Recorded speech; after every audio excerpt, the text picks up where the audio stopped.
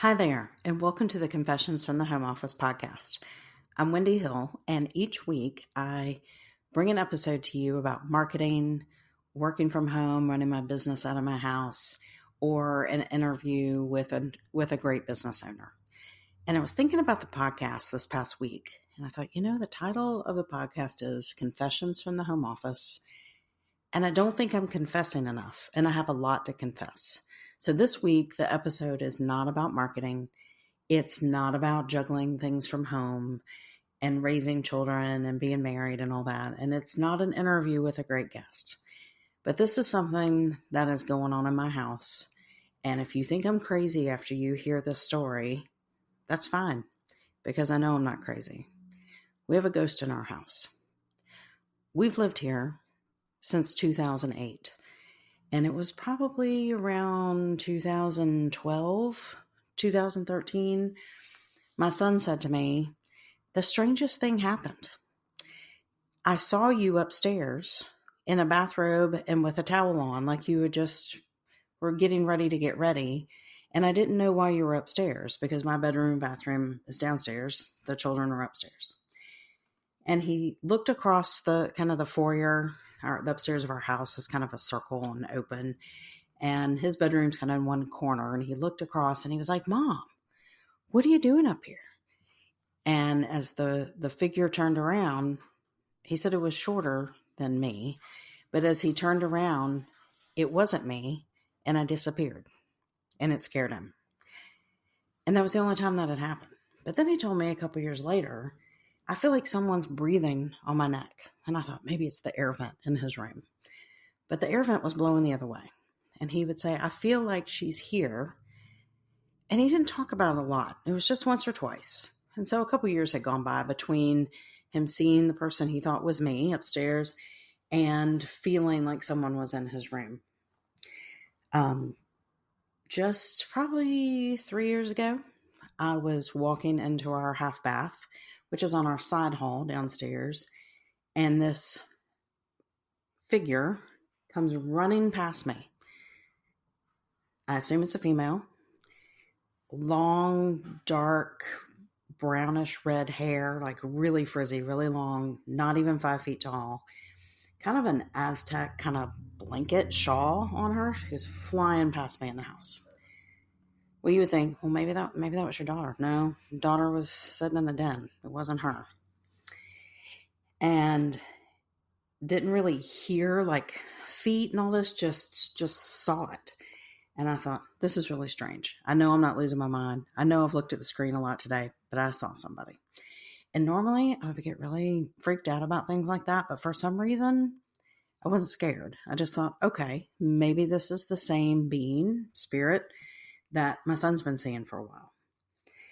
So my husband stayed home for Mass a couple years ago and said he was going to cook dinner for us when we got back. We were going to an evening Mass.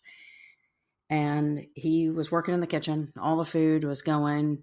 And he went in the dining room and sat down. And he turned on his phone to watch a show because he knew we were going to be home in a few minutes. And that same spot where I saw her run past in the bathroom, he hears someone talking like really fast. It's a female voice. The TV's not on in the den. His volume's turned down on his phone. There's no other TVs on in the house. No music is playing. And he hears this jabber. It's not English. He doesn't know if it's another language or someone's talking in tongues, but it's a female voice. And he said it really freaked him out. And it went on. It didn't go on for just like a couple seconds. It went on for a while. So when we got home, he pulled me aside. He was like, something's going on in this house. He said, between what you've told me and everything. And then a week or two later, my daughter walked in the house and we were kind of joking around, and she walked in, she said, I'm hearing weird noises. I'm going to come in when you come in. So I didn't hear what she heard. By the time I came in, I didn't hear it. So it's just kind of been this pattern of things happening once in a while. It's not every day. Soon after that, my husband and I were folding clothes in the master bedroom downstairs. And it's 2 rooms from the foyer, from the front door. And it was a Friday afternoon. My daughter was still in high school. And it was about 20 minutes before she would normally get home. And we heard the dogs all run to the front door and the motion sensor wasn't working well on the door, so we didn't hear like the beep from the security system. And we heard, hello, sounded just like my daughter. The dogs are all dancing around. We couldn't see the front door from the bedroom, but we just assumed she was home early for some reason. And, maybe her ride picked her up. They were the first ones in the car line. And we didn't say anything. We were folding clothes. And you hear the dogs just playing. I thought, she'll be in just a minute. Well, we're putting laundry, clean clothes in the drawers and the closet and all that. And we didn't even realize, like 20 minutes had gone by. And she walks in the door and she was like, hey, I'm home. And we're like, come here just a minute. You've been home for about 20 minutes. The dogs were all playing at the door. She said, no, the dogs were asleep in the den. I'm like, well, yeah, we knew that they went back and settled down, but I thought maybe you went back outside or went upstairs. When did you get home? And she said, just now. I look on the Ring camera and she was telling the truth. She had just walked in. So the dogs were excited to see someone. We heard someone say hello. We don't know who it was. So then just in the past couple months, my husband was sitting in the den and he hears over near our dining room and in our foyer, if you've been in our house, he hears a lady's voice, same voice we've heard before, kind of the same tone. And she says, Kathy. No TVs are on. No phones are on. Nothing's going on. He gets up, he looks around. No one's here. So, you would say, well, what are you going to do about all this? Are you scared? No. So like if I were 10 years old, I wouldn't be sleeping at night. I'd be nervous. I'd be freaked out, but nothing bad is happening. She's just here. And I don't feel like she's making herself known every day. She does like to play jokes on my husband. He has a Samsung phone. I think it's an Android. He's the only one with an Android in the house.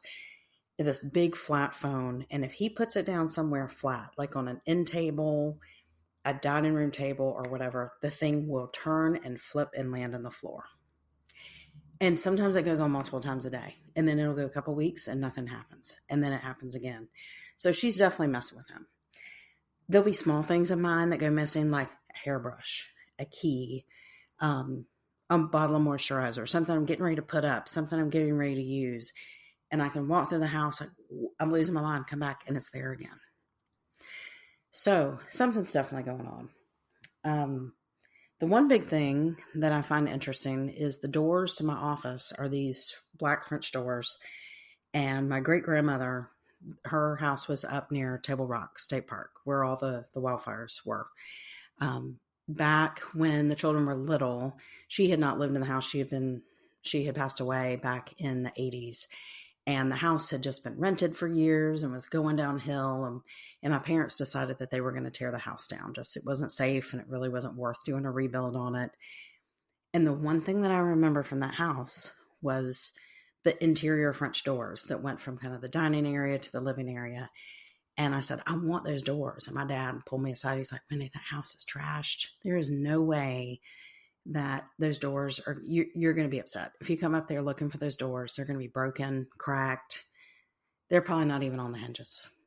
And I said, well, you need to promise me that if you get there and those doors can be painted and cleaned and they're not broken, that you'll have them set aside for me and I will bring them home and get them redone. And I walked in the house probably an hour after he had gotten there and they were sitting to the side and I started to cry. They were the only things in the house that were not broken. And I have the original hardware, the doorknob, everything on it. I had them painted white at first. Now I've had them painted black. They look awesome. And so those doors open on their own and they fly open. They don't fly open enough where they hit where the glass would break. But I feel like once every 2 or 3 weeks, it's not when the HVAC system's on. It's not when the door's been open and closed and there's a breeze in the house. They just fly open. So that has happened on a couple of phone calls before, and it does startle me a little bit. But I don't know if that's somebody in my family trying to tell me something or if that's the spirit that lives in our house. So I don't know who it is. I don't know if it's somebody who has unfinished business with someone here. I don't know if it's relative. I assume the subdivision was on farmland years ago. Maybe it's from that. So we've tried a little bit of everything. It kind of got annoying when my husband's phone kept flipping on the floor. Things would go missing. The dogs will notice things. And I know dogs are that way. And, maybe it's a shadow on the wall, but sometimes they'll just stop and all look at the same spot on the wall. And you just wonder, did they see something that we don't see? I don't know. So we've tried the holy water. We've tried the prayers. We talked to our priest about it. We talked to the priest about it I think it was right after we got married last year. And he even offered to send the assistant priest over to do a blessing. He said they would have to ask the bishop. And if it was bad enough, maybe some type of, I don't know if they call it exorcism. I call it exorcism. I didn't take him up on it because I didn't know what all was involved. And it's like, do you get the dogs out of the house? Do we have to be out of the house? Do we have to be in the house? And I thought, I don't want to take up their time. She's not causing a lot of problems. I've told her, as long as you don't scare me, as long as you don't startle me, besides slamming the doors open, you can stay. So, my hairdresser will laugh and ask me about the ghost. I have clients that ask me about the ghost. I have friends that ask me about the ghost. And I'll say, haven't heard from her recently, haven't seen anything recently, or there'll be something crazy going on. That's just kind of what's going on here. So when people say you work by yourself for yourself, well, for the most part, I have a ghost with me. I don't know how much help she is. She keeps me on my toes sometimes. My mother's always said, don't tell anybody about it. When you get ready to sell the house, you'll never be able to sell the house. I think she adds some charm to it, She's not doing anything to really hurt anything around here, but she seems to like it here. So we'll see. You hear the dogs barking right now. Maybe they had another sighting. But that's really it. That's it for this week. So I'm confessing to you that we have a ghost in our house. And I do think she's real. And I don't think she's dangerous. Do I think she's trying to tell me something? Maybe sometimes. Maybe if I paid a little more attention or focused on it, I would know. But for right now, we'll just keep sharing the same space and see what happens. And that's it for this week of Confessions in the Home Office. And if you like this episode, I hope you will share it, follow it, subscribe, leave me a comment, let somebody know. And I'll be back next week. Thanks.